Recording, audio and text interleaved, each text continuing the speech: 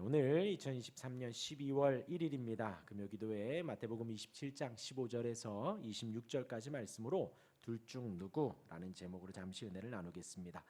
주중에 유다가 종교 지도자들을 찾아가며 뉘우쳤습니다. 본인이 예수님을 팔았던 것에 후회가 돼서 뉘우쳤습니다. 그러나 그들은 관심이 없습니다. 예수님을 팔아 넘기고 이제 곧 죽음에 넘겼다라는 그 한 가지를 성취했기 때문에 그들은 정의에도 무죄함에도 관심이 없습니다. 자신이 잘못된 것을 알면서도 그냥 직진하는 것입니다.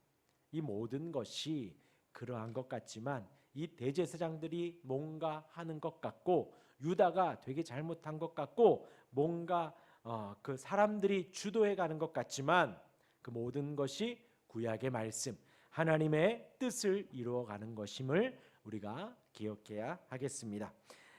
이어서 예수님이 총독 앞에서 재판을 받습니다. 재판 가운데 예수님 한마디도 하지 않으십니다. 그 당당하고 담대한 침묵, 그것이 예수님의 무죄를 더욱 드러내었습니다. 이어서 오늘 본문 15절부터 26절까지 예수님을 재판하는 장면이 나옵니다. 오늘 본문 속에서 예수님과 빌라도 또 대제사장들과 장로들, 군중들, 바라바와 예수님 이렇게 그 모두가 바라바와 예수님 그 둘 중 선택을 합니다. 잠시 장면을 제가 말씀드리면요. 15절에 빌라도가 유월절 명절이 되면 그렇게 큰 명절이면 죄수 한 사람을 풀어 놓아주는 전례가 있다라고 합니다. 빌라도는 이스라엘 백성의 문화를 존중한다는 것을 보여주는 그 정치적인 행위 속에서 죄수를 풀어 주려고 합니다. 근데 그 가운데 지금 예수님도 죄수로 잡혀 있고요. 또 한 사람이 등장하죠. 바라바. 유명한 죄수랍니다. 유대인들에게, 이스라엘 백성들에게 유명한 죄인입니다. 예수님과 함께 십자가에 달리게 될 죄수입니다. 밀란을 꾸몄었고 그 밀란 중에 살인도 범한 사람입니다. 바라바는 폭력으로, 근데 그 밀란이 어떤 밀란이냐? 폭력이 어떤 폭력이냐? 로마에 대항해서, 그러니까 유대인들 이스라엘 편에서 로마에 대항해서 싸운 사람인 거예요. 바라바는 다른 열심파 사람들과 함께 예루살렘 안에서 게릴라 공격을 했답니다. 그 가운데 살인도 했고, 요즘 우리말로 하면 운동을 주도한 사람으로 보여지고, 그렇기 때문에 유대인들 사이에서는 혁명가라고 합니다. 마태복음에서 이 빌라도는 의도적으로 이 바라바와 예수님을 동등선상에 두고 이야기를 합니다. 그러니까 폭력으로 로마의 식민의 질서에 저항한 사람으로 바라바, 또 사람들에게 혁명의 대열에 참여하도록 자극한 사람. 그런데 이 사람은 진짜 메시아예요, 아니에요? 아니죠. 그러나 그들에게는 메시아로 오해할 만한 충분한 역할을 했다는 것이에요. 그래서 예수 바라바라고도 했답니다. 근데 이제 이후에 이 신약까지 기록하는 서기관들이 그 예수라는 글을 뺐대요. 예수님과 이제 동등선상에 서게 되니까 의도적으로 예수라는 단어를 뺐다고 하더라고요. 그래서 예수 바라바라고도 했답니다. 그래서 다른 사본에는 그렇게도 적혀 있대요. 반면 예수님은 폭력적이지 않았죠. 살인을 저지르지도 않았습니다. 오로지 말씀을 전파하셨지요. 또 이제는 조금 있으면 자신의 목숨을 내어 주기 위해서 이 땅에 오신 진짜 메시아 하나님이시지요. 이런 상황에서 군중이 모여 있습니다. 로마의 총독 빌라도가 선택을 제안합니다. 빌라도가 대제사장들과 장로들에게 말하지 않고 군중들에게 그 말을 합니다. 직접 둘 중 하나를 선택하라는 것이지요. 바라바를 부르면서 바라바라 하는 예수, 우리 이제 성경에는 그냥 바라바라고 하는데 이제 원어를 풀어보면 바라바라 하는 예수, 이 사람을 이제 풀어주냐 아니면 그리스도라 하는 예수를 풀어주냐, 이렇게 이야기를 했다라는 것입니다. 그러니까 이 표현에서 재밌는 것은요, 이 바라바가 아버지의 아들이라는 뜻이래요. 그러니까 아버지의 아들인 예수를 풀어줄까 아니면 그리스도라고 불리우는 예수를 풀어줄까. 그러니까 이 빌라도는 예수님을 그리스도라고 부르는 거예요, 아니에요? 아니에요. 그리스도라고 불리우잖아. 그 사람을 풀어줄까 아니면 바라바라 하는 예수를 풀어줄까, 이렇게 지금 올려놓으면서 예수님에게는 너 어디에 들어보니까 그리스도라고 하더라, 그리스도라고 하더라, 이렇게 표현을 하는 거예요. 오늘 본문 전체에서 그렇게 이야기를 하고 있습니다. 곧 그들은 오늘 이제 마태복음에서 계속해서 베드로도 그렇고요, 제자들도 그렇고요, 메시아, 그리스도를 보면서 어떤 메시아를, 유대인들은 어떤 메시아를 꿈꿨다고요? 모세 같은, 다윗과도 같은, 그러니까 꼭 이 바라바 같은 이런 사람을, 혁명가를 기대하고 기다렸다라는 것이지요. 그런데 지금 이 바라바가 이 잡혀져 있고, 그리고 예수님 잡혔는데 예수님은 지금 한마디도 안 하고 있지요. 무기력하게 아무 말도 하지 않는 메시아, 예수님과 그 바라바, 이 두 사람이 지금 빌라도 앞에, 많은 군중들 앞에 모여 있습니다. 곧 빌라도는 예수님을 향해 직접 신문을 했지요. 그러나 죄가 없다는 것을 알았습니다. 하지만 빌라도가 정치 구단이래요. 제가 하는 말이 아니라 어떤 책에 이렇게 나왔어요. 정치 구단이랍니다. 그래서 예수님이 지금 자신 앞에 있는 이유가 유대 지도자들의 시기심에 따라서 넘어왔다는 것도 알고 있었답니다. 죄가 있어서 온 것이 아니라 지금 유대인 지도자들이, 대제사장들과 장로들이 그 예수님을 시기해서 자기에게 넘긴 것도 알고 있다라는 거예요. 빌라도는 유대 지역을 통치하는 권세를 가졌고, 이제 명절에 예루살렘 성전 옆에서, 특히 그 명절에는 이 빌라도가 와서 예루살렘 성전 옆에서 거주하면서 그 명절에 모이는 사람들, 왜냐하면 명절에는 예루살렘 성 안에 있는 사람뿐만이 아니라 전국 각지에 있는 유대인들이 다 모이잖아요. 그때에 또 정치적 동향을 살펴보는 것입니다. 이 사람은 이렇게 눈치를 보면서 정치를 하는 사람이었기 때문에 지금 이 예수님에 대한 모든 상황을 알고 있고, 예루살렘 성 안에서의 예수님의 위치를 또 알고 있다라는 것입니다. 그래서 예수님이 예루살렘 성에 입성했을 때 조용히 입성하지 않았지요. 화려하게 사람들로부터 막 호산나 다윗의 자손이여 하면서 입성한 것을 알고 있고, 예수님이 가는 곳마다 사람들의 인기가 올라가는 것도 알고 있었다라는 것입니다. 그 군중들의 기대가 가장 절정이었다는, 지금 이 유월절, 그것도 알고 있다라는 것이지요. 그것도 알고 있고, 지금 자신에게 넘긴 유대 종교 지도자들이 그 예수님을 좋아해요, 안 좋아해요? 좋아하지 않는 것도 알고 있다라는 것입니다. 그러기에 이 빌라도도 지금 이 재판이 한편으로는 심히 부담스럽기는 마찬가지였다라는 거예요. 그러나 지금 당장 이 유대 지도자들, 종교 지도자들의 지지를 얻으려면 이 예수님을 십자가에 넘겨야 한다는 것이죠. 좀 부담스러웠지만 예수님이 없어야 정치적인 안정을 가질 수 있다라는 결론을 내린 것입니다.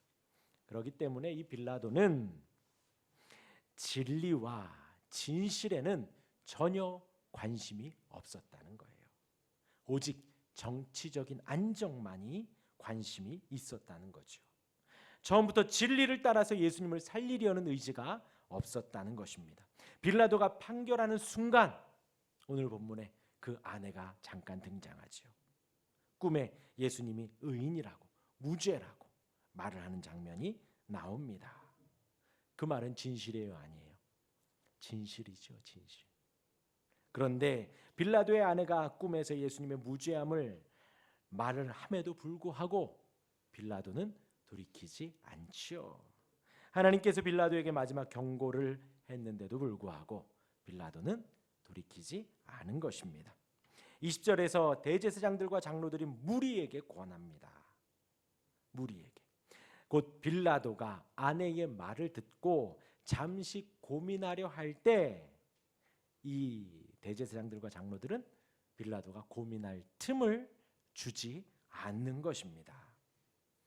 왜냐하면 이 유대 지도자들도 빌라도가 언제나 여론에 민감하다라는 것을 알고 있었기 때문이지요. 이어서 21절의 군중들은 누구를 선택해요? 예수님을, 바라바를. 누구를 선택해요? 바라바를 선택하죠. 바라바를 살려두고 예수님을 못 박으라고 외칩니다. 이때 당시에 거짓 메시아는 십자가에 매달렸다고 합니다. 이때 당시에도 거짓 메시아들이 등장하면 십자가에 이제 매달리게 됐다 그래서 어느 기록에 보면 로마 군인들이 십자가에 수백 명을 못 박아 처형했다라는 기록도 있다고 합니다. 그래서 유대인들은 강력한 이제 군사력을 동원해서 출로마를 할 수 있는, 또 백성들에게 자유를 줄 수 있는 메시아를 기대했다는 거예요. 그렇기 때문에 그들은 그리스도라 불리우는 정치적인 메시아, 정치적인 힘이 있는 사람을 기대하고 있었다라는 거예요. 반면에 하나님을 사랑하라고, 이웃을 사랑하라고, 온유하라고, 자비하라고, 핍박이 오면 참으라고 말하는 메시아는 필요 없다는 것이지요. 23절에 빌라도가 예수님의 죄가 무엇인지 군중들에게 묻습니다. 군중들은 더욱 소리를 지르고 십자가에 못 박으라고 하지요. 사실 지금 재판관은 누구예요? 빌라도인데 실제 재판관은 누구예요? 군중들이죠. 빌라도가 지금 재판 그 봉을 쥐고 좌지우지하면 되는데 지금 재판의 주도권이 백성들에게 의도적으로 넘기면서 본인은 수동적으로 역할을 하고 있습니다. 자신이 할 수 있는 것이 없음을 알고 손을 씻습니다. 왜냐하면 지금 빨리 이 재판의 결과를 내지 않으면 폭도가 일어날 것 같기 때문에, 여론을 본다 그랬죠. 폭도가 일어날 것 같기 때문에 눈치를 보며 빨리 결과를 내고 그 재판 결과에 나는 책임이 있다 없다? 책임이 없다 하면서 손을 씻은 거예요. 진리를 외면하는 정치인의 위선인 것이죠. 대제사장들과 장로들도 마찬가지입니다. 유다가 와서 난 내가 무죄한 자를 팔았구나 하면서 유다가 은삼십을 던지지만 대제사장들과 장로들은 너의 책임은 네가 져라, 우리는 아무 상관없다 하고 무죄하다고 들어오는 요청도 대제사장들과 장로들은 다시 한번 고심하지 않았죠. 마찬가지로 이 빌라도도 진리를 외면하고 군중들이 그렇게 하니 내 책임 없다 하고 손 딱 씻고 돌이키는 거예요. 사람의 피에 대하여서 이 사람의 피에 대하여 너희가 당하라, 이 모든 책임을 너희가 지거라 하는 것입니다. 결국 빌라도는 바라바를 놓아주고 예수님을 십자가에 처형하도록 명령합니다. 백성이 원하는 것을 줌으로 복잡한 정치 문제를 해결하는 거예요. 일단락 짓는 거예요. 하지만 이 빌라도도 예수님의 죽음에 아주 지대한 책임을 지고 있죠. 그래서 우리가 지금도 본디오 빌라도에게 고난을 받으사, 지금도 후대의 모든 이들이 이렇게 이야기를 합니다. 오늘 본문 15절에서 26절 정리를 합니다. 여러 사람들이 등장하지요. 아무 말도 하지 않은 예수님이 등장을 하고요. 지금 이렇게 책임 전가하는 빌라도가 등장하고 종교 지도자들, 대제사장들, 장로들, 그리고 무리들이 등장을 합니다. 예수님은 여전히 담대하고 당당하게 침묵하십니다. 제가 새벽에 말씀드렸지만 예수님의 침묵은 당당함의 침묵이에요. 하나님의 뜻을 이루기 위한 침묵입니다. 결코 되게 무기력하고 할 말 없고 소심하고 그렇게 침묵하시는 것이 아니라 예수님은 하나님의 뜻을 이루기 위해서 아무 말도 하지 않고 있는 거예요. 그리고 빌라도는 자신의 신문을 통해서 무죄한 것을 알았습니다. 또 아내가 그 사람에게 아무 상관도 하지 말라고 하며 한 번 더 경고를 들었습니다. 그러나 그는 그 양심의 경고를 무시하고 바라바를 놓아주고 예수님을 십자가형에 넘겨주게 됩니다. 종교 지도자들 또한 마찬가지죠. 유다의 뉘우침 속에서 그들은 전혀 뉘우치지 않습니다. 후회하지 않습니다. 예수님을 넘겨주었지요. 거짓 고소로 넘겨주고 무리를 권하여 예수를 죽이라고 합니다. 그러니까 예수님이 고소당한 그 죄명조차도 거짓말이라는 거죠. 그리고 그들은 거짓 증거들을 모으는데 혈안이 되어서 예수님을 가운데 두고 그렇게 고소를 한 것이지요.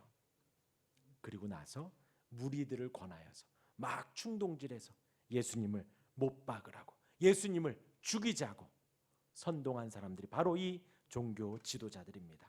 그리고 무리들은 그것에 따라서 바라바를 원합니다.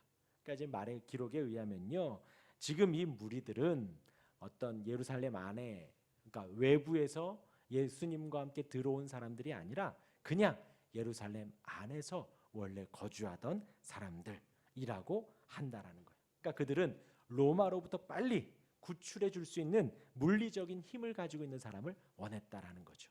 어찌 되었건 간에 지금 이 무리들은 예수님을, 아무 죄가 없는 그 예수님을 십자가에 못 박으라고 외치고 있습니다. 지금 이들에게 있어서 예수님이 이 공생의 기간 동안에 하셨던 좋은 말씀, 은혜의 말씀, 진리와 사랑의 말씀은 전혀 중요하지 않아요. 예수님이 하셨던 눈물의 기도와 온전케 해주시고 치유해 주시고 하나님의 나라 천국 복음을 전파하는 것도 전혀 중요하지 않습니다. 사실과 진실도 진리도 중요하지 않습니다. 아내가 밤새 괴로워했던 그 괴로움도 중요하지 않습니다. 전혀 그런 것이 통하지 않았어요. 자, 이제 여기에서 우리를 한번 돌아봅시다.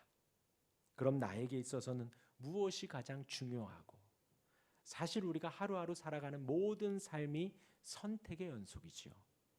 선택의 연속. 그럼 우리는 그 바라바와 예수님 누구를 선택을 해야 되겠느냐라는 것입니다. 저와 여러분들 언제든 우리 또한도 빌라도처럼, 또 종교 지도자들처럼, 아니면 그들처럼은 아니더라도 무리들처럼 다른 것들을 선택할 수도 있습니다. 그런 것으로부터 우리가 돌아서야 하겠습니다. 말씀을 읽어드리겠습니다. 디모데후서 3장 1절에서 5절입니다. 천천히 들어보시길 바랍니다. 너는 이것을 알라. 말세에 고통하는 때가 이르러 사람들이 자기를 사랑하며 돈을 사랑하며 자랑하며 교만하며 비방하며 부모를 거역하며 감사하지 아니하며 거룩하지 아니하며 무정하며 원통하며 원통함을 풀어주지 아니하며 모함하며 절제하지 못하며 사나우며 선한 것을 좋아하지 아니하며